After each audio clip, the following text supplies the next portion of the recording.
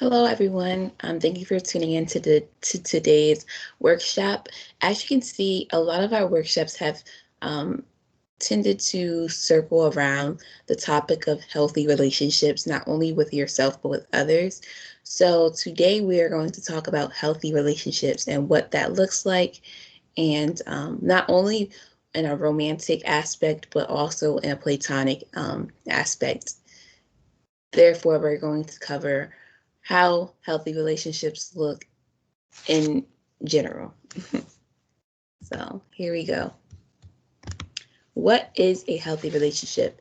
A healthy relationship is one that can be described as interdependent, meaning that you both depend on one another for mutual support while still maintaining your individual identity. It's balance. So when you're in a relationship or a friendship, no one wants to ever feel like it's one-sided or one person is putting in more effort than the other. You want to have a mutual and balanced respect and desire to be around that person. Um, and you also want to not lose yourself while in a friendship or relationship. You don't want to give, and all for it not to be poured back into you. That's what we mean by balance. Now, healthy friendships and relationships can look like ones that are based on mutual respect. So, kind of what I mentioned before. Um, you want to make sure that you both are respected in the relationship, because if not, then what's the point of having a friendship or a relationship with someone who doesn't respect you? Or, you know, you want to feel good. Um, a healthy relationship allows each other to grow and change.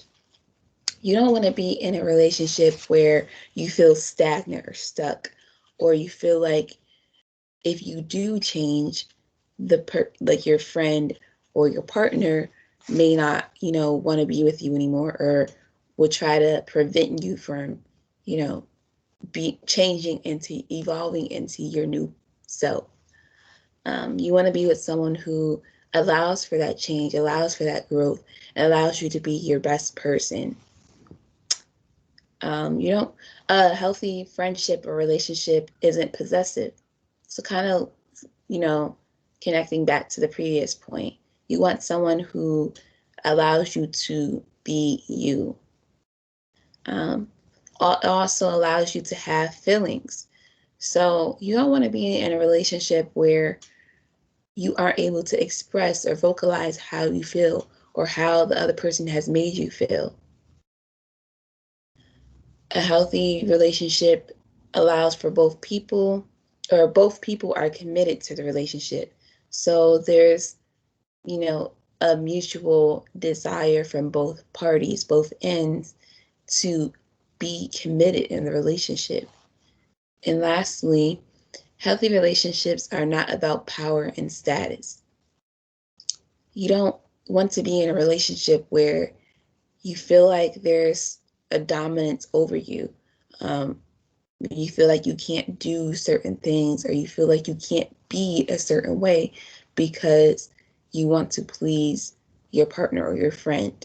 Or, you want to be in a relationship where, like I said, you feel like you can be your best self and your partner or your friend allows you to do that. And they accept you for who you are. Now, unhealthy friendships or relationships may look like one person may get more attention than the other, and it can be one-sided. Um, you don't want to be in a relationship where you feel like one person's needs are the only thing that matters. You want to be in a relationship where both people matter.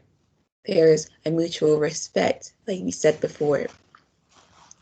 Um, you, an unhealthy relationship may look like people who ridicule one another, talk mean, or spread rumors. You don't want to be in a negative relationship. Relationships like this tend to leave you drained and don't make you happy. Unhealthy relationships may look like A person may be threatened when one person changes or grows, or threatened by other people. So you don't want to be in a relationship where you feel caged, like you can't change or evolve, because most of the times that person already has a perception of like the person they want you to be, and therefore they aren't accepting and appreciating who you truly are. And you want to be with someone who, does the opposite of that, who actually acknowledges and appreciates who you are, who takes the time out to get to know you, who allows you to change and takes the time out to understand who you are and continues to, try to learn you. And an unhealthy relationship also looks like one that leaves you feeling empty and drained. This isn't a good feeling, and I doubt anyone wants to be in a relationship where they're, left feeling like this. Trust may be broken and secrets may also be shared in an unhealthy relationship. And those trust is a huge, necessity in all relationships, good relationships. Without trust, it's very hard to, create or continue having a good friendship or relationship with anyone. No one wants to be with someone where you constantly have to question their intentions or, question if they're talking about them behind their back or spreading information to other people. It's not good. And lastly, unhealthy relationships may take people in unhealthy relationships may take advantage of one's social standing in order to improve their own. So this may look like someone who, is jealous of you and has hidden animosity towards you, and therefore wants to see you fail in order to build themselves up. And that is very unhealthy and, dare I say, toxic. So within relationships, both platonic and romantic, there are 3 C's in a happy relationship. So the first one is communication. So communication helps you better understand your partner or your friend and helps avoid miscommunication. It isn't just verbal, but it's also nonverbal. So pay attention to one's actions, behaviors, and patterns. Communication is a huge key factor in all relationships.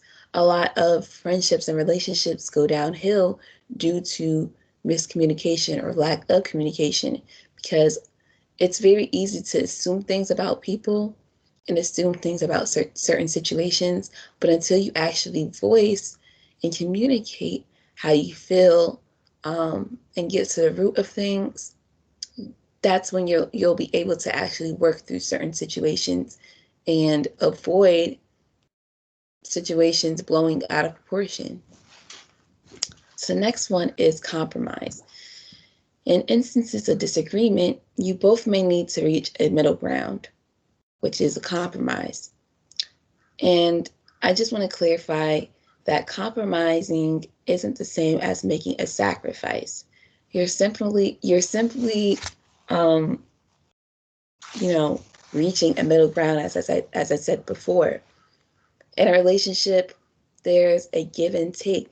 So sometimes you may need to have a give and take or compromise in order to reach that middle ground, in order to move forward or get past a situation. And the last C is commitment. Put each other in the relationship first when managing difficult times. So both parties must be committed in the relationship. If one person or other or both people aren't committed, then there really isn't that much effort being put into the relationship, and therefore that leads to there being a downfall in it.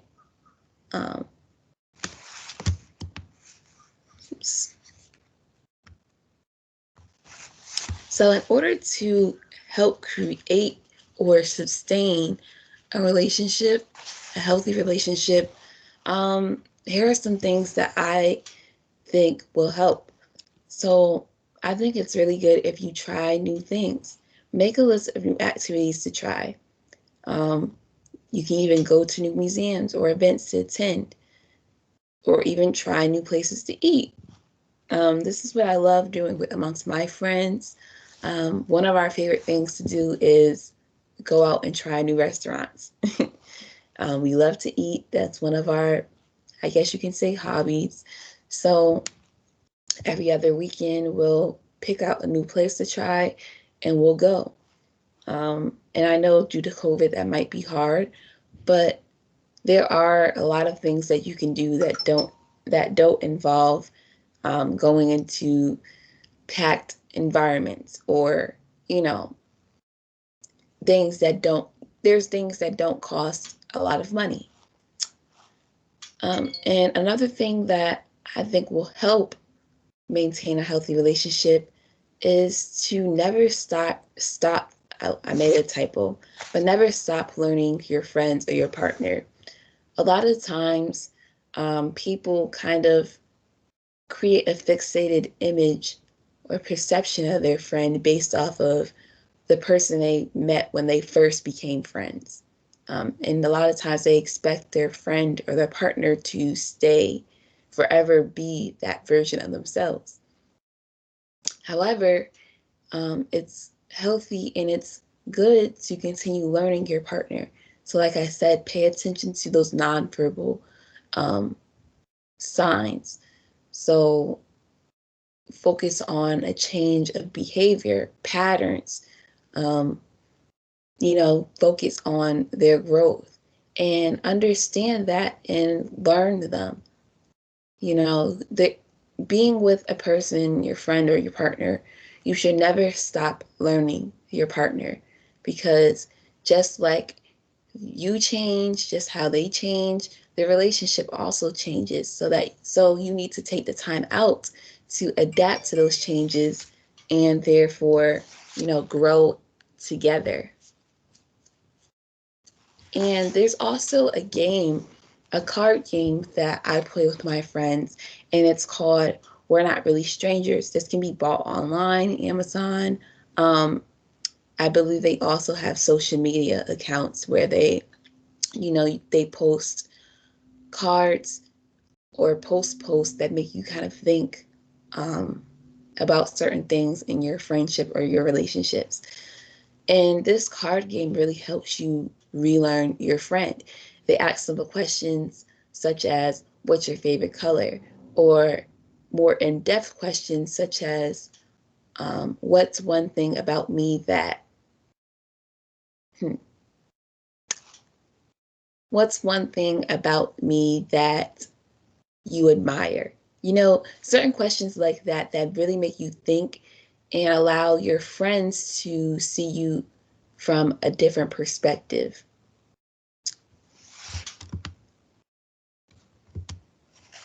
And lastly, remember, not all relationships or friendships are meant to last. However, that doesn't mean they have to end badly. So, coming to terms with the current state of relationship allows you to move on and continue to grow individually. Just because you are no longer present in someone's life and vice versa doesn't mean you can't love them from afar. So, not all things are meant to last, and that's okay. Coming to terms with how things are really does allow you to move on and grow apart. And that's the bittersweet thing about a lot of relationships or friendships. No one wants things to end.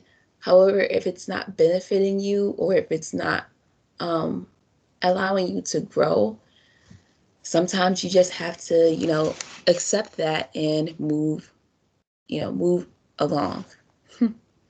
And that comes with growth, maturity. It's hard, but once you get to that point, I promise you, it will no longer be a burden on your chest, or you'll no longer stress yourself out about it. You'll be at peace. Because at the end of the day, I'm pretty sure we all want, you know, people that we truly do care about to, be the best, be their best self, whether that's with or without you. And I can't speak for all people, but, I think that's what I want for people, even if they are no longer in my life, and vice versa. So I hope that all these points helped you understand what healthy relationships look like and what non-healthy relationships look like. And the next time that you encounter a friend or a relationship that you're kind of questioning, think about these points and ask yourself, you know, is this do I feel happy in this relationship? And if you aren't, pinpoint those, jot down those points and make sure that you vocalize those points to your partner or your friend. Let them know how you feel. Communicate so that you two can grow and get past whatever the situation is. Or if you've reached an end, still communicate that so that you can continue to grow individually. So that's the end of this workshop. Like always, stay tuned for our future workshops because we do have a lot this semester, and I hope you all have a good one. Bye.